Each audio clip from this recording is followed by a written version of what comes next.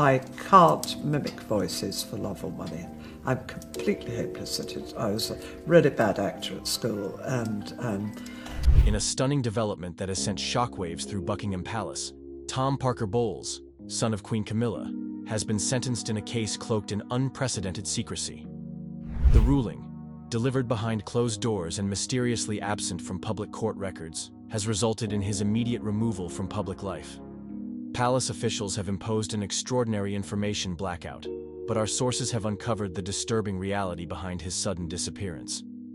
What could the Queen's son have done to warrant such severe consequences? And why has the royal family gone to extreme lengths to keep it hidden? Stay tuned, because this revelation will forever change how you view the British monarchy. The Secret Tribunal.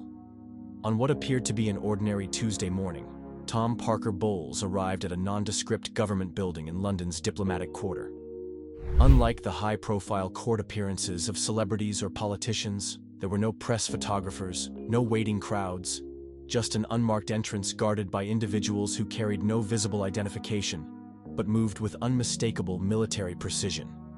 Dressed in a conservative gray suit with no distinctive features, Tom was escorted through a private entrance and vanished from public view.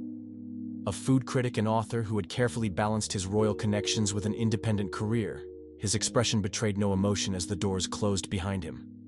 Inside awaited what one source described as a tribunal rather than a court. The small windowless room contained only essential personnel. A panel of 3 judges with specialized security clearance, legal representatives who identified themselves only by last name, and a defense team that our sources claim had been appointed rather than selected by Tom himself. This wasn't a legal proceeding as the public would understand it, revealed a source with connections to diplomatic security protocols. This was risk containment operating under the thinnest veneer of judicial process.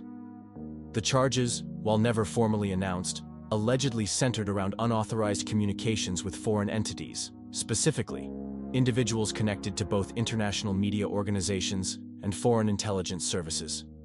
According to our sources, Tom had been under surveillance for months after certain patterns of communication raised red flags within royal security circles.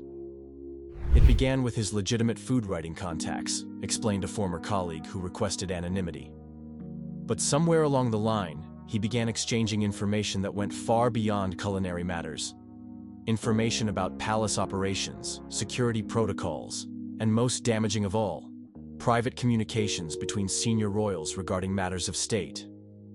What made this case particularly sensitive was the nature of the information involved.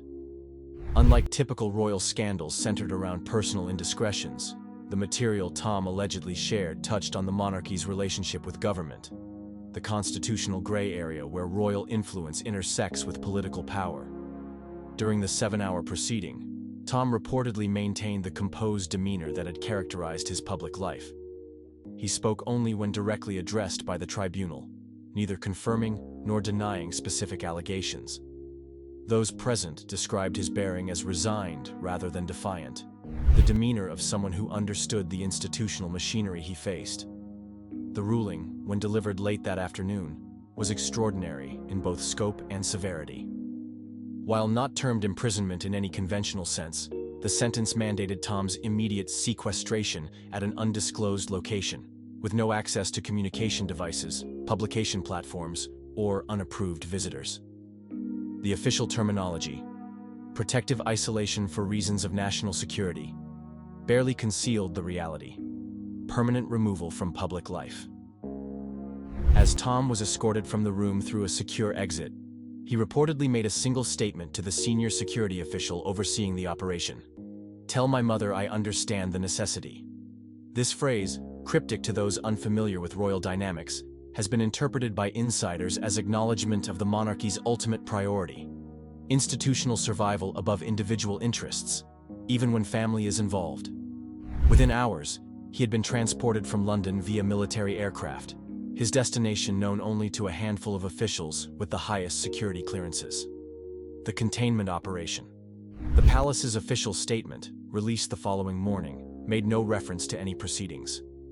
It simply announced that Tom Parker Bowles would be stepping back from public duties indefinitely to address private health matters and requested privacy. The brevity and vagueness only intensified speculation among royal observers. Behind the scenes, an elaborate operation was already underway, not just to manage Tom's physical removal, but to systematically erase evidence of his activities. Teams with specialized training in digital forensics simultaneously accessed his London apartment, office, and country home. Computers were seized, mobile devices confiscated, and physical documents removed. But the operation extended far beyond simple evidence gathering. This wasn't just about collecting materials, revealed a source with knowledge of security protocols. This was about eliminating all digital footprints, scrubbing communication records, and creating an alternative narrative about his absence that could withstand public scrutiny. Most telling was the treatment of his professional workspace. According to witnesses, the office where Tom wrote his food columns and books was not simply searched, but methodically dismantled. Digital storage devices were removed. Reference materials were cataloged and transported to secure facilities. Even seemingly innocuous items like notebooks and appointment calendars were treated as sensitive materials requiring special handling. The thoroughness suggested not just concern about what he might have already shared, but fear about what channels of communication he might have established that remained undiscovered. There was serious concern about dead drops, scheduled information releases, or material already positioned with publishers overseas, explained a former intelligence officer familiar with such operations. When someone with his connections commits to sharing sensitive information, the ripple effects can continue long after they've been contained. This fear drove the next phase of the operation, identifying and neutralizing potential associates. Editors who had worked with Tom found themselves subject to unusual scrutiny. Publishers reported subtle pressure to delay or cancel projects involving him. The pattern revealed a coordinated effort to isolate anyone who might have served as his conduit to the wider world. Digital traces began disappearing as well. His social media accounts were either suspended or suddenly managed with notably different content and tone. Archives of television appearances where he had discussed royal connections became mysteriously unavailable on streaming platforms. Even photographs in which he appeared at royal-adjacent events were quietly removed from official sources and media libraries. Most concerning to those tracking the situation was the treatment of his published work. His most recent food columns disappeared from publication archives. Bookstores reported receiving requests to return unsold copies of his latest cookbook for a corrected edition that never arrived. The systematic removal of his professional output suggested concerns that extended beyond personal indiscretion to something embedded in his public work. The concern wasn't just what he knew, but how he might have encoded that knowledge in his published writing, suggested a literary analyst who had studied similar cases of writers under government scrutiny in other countries. Food writing provides remarkable cover for transmitting information through seemingly innocent references. Ingredients can be code names. Preparation techniques can signify methods of operation. Restaurant locations can indicate meeting points. The royal family fractures. Behind palace walls, Tom's sentence reportedly created the most significant family crisis since Prince Andrew's fall from grace. Queen Camilla, caught between maternal instinct and institutional duty, was described by insiders as outwardly stoic, but inwardly devastated. According to sources familiar with palace operations, she was informed of the action against her son only hours before it occurred, presented not as a request for her approval, but as a security necessity already in motion. Camilla was effectively told, rather than consulted, said one palace source. This wasn't a mother being asked about her son's fate. This was a queen being briefed on an operation affecting the monarchy's security. King Charles, meanwhile, allegedly maintained a more detached position. Sources suggest he viewed Tom's actions through an institutional lens rather than a personal one, as a security breach requiring containment rather than a family matter requiring compassion. This perspective has reportedly created tension in the royal marriage, with moments of strained silence replacing their usually warm rapport. The king sees monarchy as his life's purpose, explained a longtime royal advisor. Threats to its stability override personal considerations, even when family is involved. Camilla hasn't yet developed that institutional callousness that royal life eventually demands. Prince William has reportedly supported the action, viewing it as regrettable but necessary for protecting the monarchy's future. According to palace insiders, he was among those briefed on specific communications intercepted from Tom and recognized their potential to undermine public confidence in royal neutrality on political matters, a cornerstone of the modern monarchy's survival. Most surprisingly, Princess Anne, known for her dedication to duty and protocol, has allegedly questioned the handling of the situation. Sources claim she has expressed concern about the precedent of removing a royal-adjacent figure through extrajudicial means, suggesting that, once we operate outside the law, we undermine the very system we claim to uphold. For Tom's sister, Laura Lopes, the situation has allegedly triggered profound distress. Unlike her brother, Laura has maintained an intensely private life despite her royal connections. Sources close to her family report that she has made repeated requests to contact her brother, all of which have been denied citing security protocols. Laura is essentially being told that any attempt to reach her brother could implicate her as well, revealed one source. It's a cruel but effective method of ensuring family compliance, the implicit threat that concern could be interpreted as complicity. For Queen Camilla herself, the situation has created an impossible position. Sources describe a woman torn between institutional obligation and maternal anguish, permitted no direct communication with her son since the sentencing. All information about his welfare and circumstances comes through official briefings provided by the same security apparatus that engineered his removal. In public, she performs flawlessly, noted one senior household member. In private, the strain shows in small ways. Moments of distraction, unusual irritability, the occasional canceled engagement citing mild indisposition. She's grieving while having to pretend nothing significant has happened. The most poignant detail, according to those with access to the Queen's private quarters, is that she now keeps a small photograph of Tom as a child, hidden in her personal desk drawer. A silent acknowledgement of loss she cannot publicly express.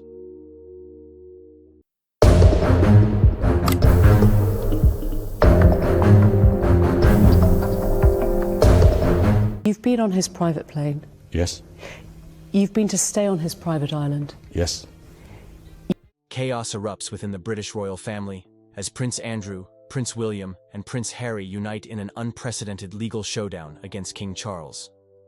At the heart of this explosive feud lies a mysterious, long-hidden letter from Princess Diana, containing secrets that could shake the monarchy to its core. With the Supreme Court now involved, the battle threatens to expose untold truths and redefine the future of the British crown forever. King Charles, the monarch and the father. King Charles has spent nearly his entire life in the public eye, first as the Prince of Wales and now as the reigning monarch. But for all the royal engagements and ceremonial duties he's juggled, another big challenge has always been his role as a father. Charles's relationship with Prince William and Prince Harry has been shaped by tradition, public expectations, and the pressures of being next in line to the throne for so many years. As a father, Charles has sometimes been described as distant, though some insiders insist he tried his best, given the unusual environment his sons were raised in. Both William and Harry spent their childhoods under constant media attention, making a normal family life nearly impossible. As they got older, Charles needed to prepare William to one day inherit the crown, which meant possibly spending more time with William on future plans or official training. Harry, meanwhile, has pointed out in interviews and in his memoir, Spare, that he often felt like he came second to royal duty. This kind of criticism gives a glimpse into how hard it must have been for Charles to juggle fatherhood and duty. It's not just Charles as a dad that draws attention. He's also a brother. While there were always whispers about a certain rivalry between him and Prince Andrew, nothing was ever openly confirmed. In their younger years, Andrew seemed to relish a more carefree lifestyle, while Charles was tied to the idea that someday he would be king. Today, as monarch, Charles has had to deal with Andrew's controversies head-on. He's made decisions, such as limiting Andrew's involvement in public events, that reflect a need to protect the royal family's reputation. These moves can seem harsh, but they also reveal the heavy weight Charles now carries as the figurehead. When it comes to leadership, Charles's approach seems to mix tradition with a cautious openness to change. On the one hand, he's recognized for championing environmental causes for decades, long before it became mainstream. On the other, when it comes to family matters, he often seems to retain an old-fashioned reserve. While he might prefer to keep personal issues private, the modern media landscape has made that nearly impossible. People want to know how he really feels about Harry relocating to another country, or Andrew stepping away from public life in disgrace. Still, being king demands that Charles think about the monarchy's future above all else, which can conflict with personal connections. He must put the institution first, a dilemma that can strain his relationships. William appears cooperative, probably because he's aware he'll inherit that same responsibility. Harry's decision to walk away suggests he felt too constrained by it. Meanwhile, Andrew's troubles have forced Charles to act decisively to uphold public respect for the crown. Prince Andrew, the disgraced royal prince. Andrew was once seen as an energetic and sociable member of the royal family.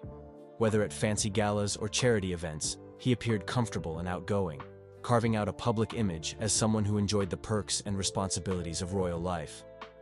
But that image took a massive hit due to his controversial links to Jeffrey Epstein. Now, Andrew is often called a disgraced royal, a figure who stays mostly out of view while dealing with the fallout of past decisions. Andrew was born into a life of privilege as Queen Elizabeth II's second son. In that sense, he was the spare of his generation, a term sometimes used to describe a royal who isn't directly in line for the throne. This gave him more freedom than King Charles, who had to follow a strict path as the heir. Andrew's early years saw him serve in the Royal Navy, and he was even dubbed the party prince in the tabloids, partly because of his social circle and international travels. For a while, that easygoing image worked in his favor. However, once news broke about Andrew's friendship with Epstein, everything changed. Allegations and lawsuits arose, shining a not-so-flattering light on Andrew's personal judgment. The situation reached a tipping point when the prince gave a TV interview to clear his name. Instead, it made the public even more doubtful, leading to calls for him to step back from his royal duties. King Charles, concerned for the monarchy's reputation, supported a decision to limit Andrew's official roles. By the time Charles ascended to the throne, Andrew was already sidelined, effectively removed from the broader royal spotlight. Behind palace doors, Andrew's relationship with Charles has likely been strained by these events. Some say Andrew never felt fully supported by his older brother, even before the scandals. While there might have been sibling rivalry over the years, it's turned more serious now that Andrew is seen as a liability. Charles, as the reigning monarch, has no choice but to protect the crown's image, which means keeping Andrew at arm's length. Prince William and Prince Harry don't seem close to Andrew either. William, ready to step into bigger responsibilities, likely wants to dodge any scandals that reflect badly on the monarchy. Their interactions, if any, are probably very formal now. Harry, on the other hand, stepped away from royal life for his own reasons, and it doesn't appear that he's embraced Andrew in any significant way. So Andrew, once a fixture in royal photographs, has slipped into the background, rarely seen at public events, and often omitted from discussions about the monarchy's future. Prince William, the dutiful heir. Prince William is often praised as the dependable face of a modern monarchy. From the time he was a boy, the world has watched him grow up. He's seen triumphs, like his wedding to Catherine, Princess of Wales, and tragedies, including the loss of his mother, Princess Diana.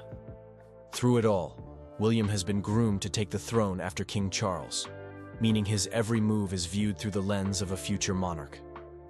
Being the heir shapes William's day-to-day life and how he relates to other family members. He carries himself with the seriousness expected of someone who will eventually wear the crown. This mindset sets him apart from Prince Harry, who famously sought more freedom away from royal duties. William, on the other hand, tends to follow the established script, attending official engagements, focusing on charitable causes, and supporting his father's reign. In public, he projects calm and stability, traits that make him popular with many Brits. Still, William's bond with King Charles isn't without its stresses. They share a common goal of protecting the monarchy, but they might not always see eye to eye on how to handle family issues. For instance, dealing with Prince Andrew's controversies or Harry's revelations can stir up strong opinions. Some watchers say William plays a key role behind the scenes, encouraging Charles to be firm in order to maintain the monarchy's image. In this sense, William acts as both a supportive son and a partner in guarding the crown. Of course, one of the most talked about aspects of William's life is his complicated relationship with Prince Harry. They used to be seen as inseparable, the two young royals who helped each other cope after Diana's passing. But recent events, like Harry stepping down from senior royal duties and moving to the United States, have put a lot of distance between them. Add in Meghan Markle's presence, bringing in her own experiences, media attention, and viewpoints. And it becomes clear that William and Harry inhabit very different worlds now. Harry has vented frustrations about palace life and family dynamics, while William has mostly stayed quiet, which some see as proof of a significant divide. When it comes to Prince Andrew, William has taken a hard line. He wants the focus on essential royal duties and forward-looking efforts. Scandals like Andrew's can pull the monarchy backward, damaging its public image. William is well aware that one day he'll have to keep the institution strong, so he has supported the decision to limit Andrew's public roles. This stance shows how William is mindful of public opinion and the long-term health of the monarchy. Prince Harry, the rebel royal prince. Harry has long been known as the Spare, a label often used for royals who aren't first in line for the throne. Growing up, he saw his older brother, Prince William, groomed for the role of future king, while he enjoyed slightly more freedom. He was viewed as fun-loving and less burdened by rigid expectations. That spare tag may have shaped Harry's personality, making him more open to new experiences and quicker to step away from palace traditions. Over the years, Harry's relationship with his father, King Charles, has become a focal point of public interest. In his memoir, Spare, Harry talks about feeling overlooked or not fully understood. He refers to certain moments when he wished Charles had been more supportive or involved on a personal level, rather than focused on the weight of royal duty. At times, Harry's words paint a picture of a father-son bond that might still be mended, but only if both sides put in serious effort. While some see the tension as permanent, others believe reconciliation could happen if they find common ground and keep it away from the media spotlight. Harry's biggest falling out, however, seems to be with William. Once a tight pair, the two princes shared a special connection after losing their mother, Diana. But as adults, their paths split sharply. Harry recounts feeling that his interests and personal concerns didn't matter in the grand scheme of royal life, while William shouldered a huge sense of responsibility as the heir. The arrival of Meghan Markle introduced another layer of change.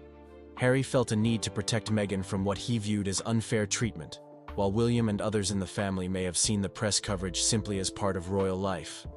The result was a deeper rift that Harry has publicly acknowledged in interviews, saying he's sad about the distance between them. What about Prince Andrew? Technically, Harry and Andrew have both been labeled spares at different points in history.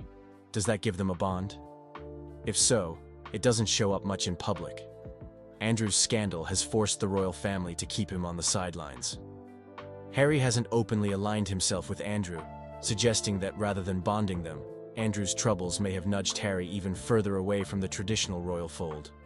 After all, Harry left on his own terms, not because of scandal, but because he felt the system itself no longer worked for him. William and Harry, brothers divided. Prince William and Prince Harry once seemed inseparable. After losing their mother, Diana, at a young age, the two brothers leaned on each other. They attended events together, joked around in interviews, and looked like a tight team, trying to manage the pain of growing up in the public eye. For a while, many people saw them as a heartbeat of the royal family, fresh, relatable, and united in their shared experiences. Over time, though, cracks began to show. Some say the first hints of tension sprung up around the time William got married. Harry, for years, was the fun younger brother, but he started feeling like a bit of a third wheel as William's focus shifted to building his own family life. Things escalated further when Harry met Meghan Markle. Her entry into royal life brought a whirlwind of press coverage. While some praised her modern style, others fiercely criticized her or questioned her motives. Harry felt protective, but William advised caution, wanting Harry to slow down and think about the challenges of such a high-profile union. When Harry stepped back from his royal duties, affectionately dubbed Megxit by the media, the divide became obvious. The two brothers hardly appeared together, and rumors of heated arguments surfaced. Harry's public remarks about the institution being stiff and unwelcoming clashed with William's sense of duty. William, as the next in line after King Charles, focused on upholding the crown's image, while Harry wanted personal freedom and a simpler life. Their differences in approach turned into a full-blown separation. Both physically, Harry moved abroad, and emotionally. Is reconciliation possible? Some observers believe time heals all wounds. They point out that the brothers still share deep memories of Diana and a love for charity work she inspired in them. If they can reconnect on those grounds, they might find a path back to brotherly respect. Others think the damage runs deeper because Harry has been open about feeling unsupported, while William might view Harry's criticism as a personal betrayal. It might take years, major apologies, or even more changes within the monarchy before they find solid forgiveness. Public perception of William and Harry is equally split. Many in the UK see William as the dutiful heir, carefully preparing for future kingship. He's seen as reliable, steady, and respectful of tradition. Harry, on the other hand, often seems like the opposite. Outspoken, willing to criticize family norms, and determined to carve out his own destiny. Some applaud Harry for bravely speaking his truth, while others think airing the family's dirty laundry is harmful and unfair to those left behind. In the end, the story of William and Harry is a complicated blend of shared trauma, differing responsibilities, and personal choices. For spectators, it's a real-life drama unfolding in front of cameras and tabloids. For the monarchy, it's a thorny issue that raises questions about how younger generations can adapt, or clash with, an institution steeped in tradition. Whether they can rediscover their old bond is anyone's guess, but their journey is sure to remain in the spotlight for years to come. Charles and Andrew, at odds. As children of Queen Elizabeth II, King Charles and Prince Andrew grew up in a family that ran on tradition and duty. But they didn't share the same role. Charles was the heir, carrying the weight of future kingship, while Andrew was free to define his own path as the second brother. Some watchers believe this set the stage for a quiet rivalry that simmered for decades, even if it rarely made headlines. In their younger years, Andrew enjoyed a more relaxed image. He served in the Royal Navy, went on playful excursions, and was labeled the party prince by some tabloids. Charles, meanwhile, was constantly reminded that he would inherit the crown. The difference in responsibilities may have led to tension. Charles had to be careful with appearances and public statements, while Andrew didn't face the same level of scrutiny, at least not until later. Those who have observed the family suggest Andrew may have felt overshadowed and sometimes sought ways to stand out. The real problems arose when Andrew became linked to controversies, especially the scandal involving Jeffrey Epstein. This put the monarchy in a tight spot because the public expected some form of accountability. Charles, who eventually took the throne, found himself in the uncomfortable position of balancing brotherly ties and royal duty. As king, Charles can't ignore negative public opinion, especially if it involves allegations that harm the monarchy's image. So, Andrew was sidelined, stripped of many titles and public roles. Some insiders say Charles didn't relish doing this, but saw no other way to protect the crown's reputation. Under Charles's leadership, Andrew's role slid into a state of uncertainty. While Charles hasn't outright disowned his brother, he has made it clear that Andrew won't be part of the monarchy's main operations. It's a practical choice. Many people feel Andrew's presence could do more harm than good at official events. The question remains whether Charles has any plan to rehabilitate Andrew's image over time, or if he believes it's best to keep his brother out of the spotlight for good. Rumors swirl about private family discussions, but nothing concrete has emerged to show an effort to pull Andrew back into the fold. This situation points to a bigger issue. How does a royal family handle internal scandals when the modern world demands accountability? For Charles, the line between sibling solidarity and institutional duty has become blurred. He can't risk the monarchy's reputation by openly defending Andrew, but also can't erase him from the family tree. The result is a careful, if strained, relationship that reveals the human side of royal life. They may have grown up with the same parents and traditions, but their roles diverged long ago, and those differences only grew when Andrew's controversies came to light. Diana's legacy. In family relationships, Princess Diana was more than just the mother of William and Harry. She was a global icon. Even decades after her tragic death, her influence remains a powerful force in the royal family's story. She brought a sense of warmth and openness the monarchy wasn't used to, shaping how many people view William and Harry today. From her charity work to her candid way of speaking, Diana left an unforgettable mark on her sons, which has continued to shape their decisions and relationships. Diana's biggest impact is seen in how William and Harry carry on her sense of empathy. Both men often mention their mother when discussing charitable causes, mental health, and the importance of being accessible to the public. In some ways, this has led them to approach royal life differently than older generations. For William, it means combining tradition with a more down-to-earth vibe, like his mother once did. For Harry, it sparked a strong need to protect his own family from the same media intrusiveness Diana endured. One can't help but wonder how things might have turned out if Diana were still alive. She may have acted as a mediator, healing rifts before they got too big. Some suggest she would have supported Harry's desire for a more private life, while also encouraging William to understand his brother's perspective. Without Diana, the brothers lost a unifying figure who could bridge the gap between them and, perhaps, cushion their differing needs. It's impossible to know for sure, but the what-if looms over their strained relationship. Diana's legacy also touches King Charles in a complicated way. Their marriage was famously troubled, and many people still link Charles to Diana's heartbreak. Even as king, Charles faces a public that continues to adore Diana. Sometimes this perfect memory of her overshadows how people view him now. While Charles is keen on modernizing the monarchy and focusing on his own priorities, he can't fully escape comparisons to the people's princess. Anytime conflict arises with his sons, some spectators recall Diana's past struggles and wonder if history is repeating itself in a different form.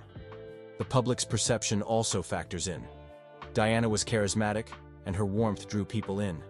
William and Harry each carry a piece of that into their public roles. But the lasting memory of Diana also reminds folks of the difficulties she faced, from media harassment to personal stress inside the palace. As Harry has aired his grievances, many fans of Diana see him as following in her footsteps, calling out what he views as an unkind system. Others believe Diana would have urged him to remain within the fold, finding a gentler way to handle disagreements. In the end, Diana serves as a guiding light and a complicated legacy for this royal family. Her influence is clear in how William and Harry approach their roles and in how the people view Charles's leadership. Though she's gone, her spirit continues to shape family ties, providing both comfort and a reminder of unresolved issues. Everyone in the family seems to keep a piece of Diana with them, whether they focus on her compassion or the lessons learned from her struggles. Her memory remains a key part of the conversation, reminding us that the human side of royalty can leave the biggest impact of all. The Queen's effect on the family. Queen Elizabeth II led the British monarchy for over 70 years, a remarkable record that gave her a steady hand in dealing with countless family challenges. Throughout her reign, she maintained a strict sense of duty. She rarely showed open conflict when it came to personal matters, preferring to keep any tensions behind palace doors. Many believe her calm and consistent approach helped hold the family together during times that could have escalated into more public drama. Her influence was visible in how she guided her children and grandchildren. She had a knack for balancing tradition with small steps toward modernity, such as allowing television cameras behind the scenes at certain royal events. When crises occurred, like divorces, scandals, or disagreements, she often leaned on the old royal strategy of never complain, never explain. In many cases, it seemed to work. The public tended to see her as above everyday squabbles, which helped preserve a sense of stability for the monarchy. Now that the Queen has passed away, there's a sense of a vacuum at the top. King Charles has assumed the throne, but he doesn't command the same level of long-earned trust his mother did. Her death may have opened the door for underlying family issues to pop up more openly. With her steady presence gone, disagreements that once seemed manageable, like the tensions surrounding Prince Andrew's scandals or Prince Harry's departure, feel more raw and harder to contain. Some people wonder if she favored certain family members over others. Rumors have floated around that Prince Andrew was particularly close to her, possibly leading him to expect more leniency when his personal life attracted controversy. In contrast, Prince Harry has hinted that he wished for more direct intervention from the Queen when he and Meghan felt mistreated. The Queen herself never confirmed if she had favorites. Several royal observers argue that her level-headed stance allowed her to treat all family members with composure, even if they occasionally felt they weren't getting enough personal attention. Still, family dynamics can be complicated. While the Queen projected unflappable composure, each relative had a different kind of bond with her. Charles knew her as both mother and reigning monarch, balancing affection with formality. Andrew seemed to rely on her for emotional support when public criticism grew loud. William grew up aware he was a future king and formed a special connection with his grandmother, seeing her as a mentor. Harry often described her with great warmth, even as he broke away from the royal fold. Everyone had their own story when it came to the Queen. Without the Queen's quiet guidance, it's fair to assume the four central royals, Charles, Andrew, William, and Harry, have lost a central figure who could smooth over conflicts. In the Queen's absence, each must figure out how to handle issues that now fall fully on their shoulders. It remains to be seen if they can preserve the unity she worked so hard to maintain, or if the loss of her calming presence will continue to widen the cracks already showing in the family's foundation. As personal grudges, public scandals, and generational divides continue to shape the royal family, the question remains, can they find common ground, or is this the beginning of a permanent fracture? The answer will depend on how open they are to change, compromise, and a willingness to leave old wounds behind. Whether they succeed or not will likely define the monarchy's role in a world that moves faster than ever. And for these royals, it's not just about saving face, it's about preserving a family unit that carries centuries of history, all while trying to stay relevant for generations yet to come.